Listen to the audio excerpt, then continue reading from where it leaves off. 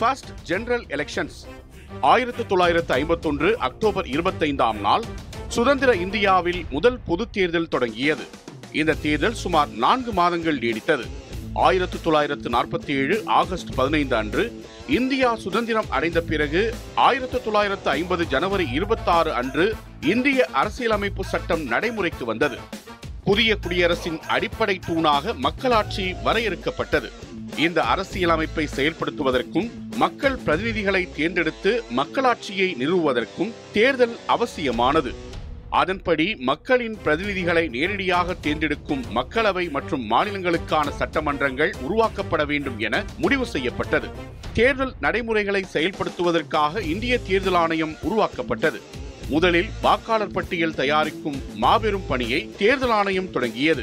அப்போது இந்தியாவில் சுமார் 17.3 கோடி வாக்காளர்கள் இருந்தனர். அவர்களில் பெரும்பாலானோர் படிக்காதவர்கள். உலகில் வேறு எந்த பெரிய நாடும் தங்கள் முதல் தேர்தலிலேயே கல்வியறிவு, சொத்து அல்லது பாலின வேறுபாடு இல்லாமல் 21 வயதுக்கு மேற்பட்ட அனைவருக்கும் வாக்குரிமை வழங்கவில்லை. ஆனால் புதிய இந்திய அரசியலமைப்பில் வயது வந்தோர் அனைவருக்கும் வாக்குரிமை என்ற புரட்சிகரமான அம்சம் இருந்தது. இத்தகைய பிரம்மாண்டமான தேர்தல் ஏற்பாடு ஜனநாயகத்தின் மீதான சுதந்திர இந்தியாவின் ஆழமான நம்பிக்கையை உலகிற்கு எடுத்துக் காட்டியது. முதல் தேர்தலை நடத்துவதில் தேர்தல் ஆணையம் பல்வேறு சவால்களை எதிர்கொண்டது. வாக்காளர்களில் பெரும்பாலானோர் நிரந்தர முகவரி இல்லாதவர்களாகவும் எழுத படிக்க தெரியாதவர்களாகவும் இருந்தனர். வாக்காளர் பட்டியலில் சுமார் 28 லட்சம் பெண்கள் கணவரின் பெயரை குறிப்பிட மறுத்துவிட்டனர். பெயர்கள் சரியாக பதிவு செய்யப்பட்ட பின்னரே அவர்கள் வாக்களிக்க அனுமதிக்கப்பட்டனர். வாக்காளர்களுக்கு கட்சிகளையும் வேட்பாளர்களையும் அடையாளம் காட்ட தேர்தல் சின்னங்கள் அறிமுகப்படுத்தப்பட்டன.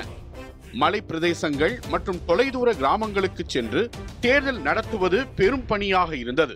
இந்தியா நடத்திய இந்த முதல் தேர்தல் உலக அரங்கில் உன்னிப்பாக கவனிக்கப்பட்டது.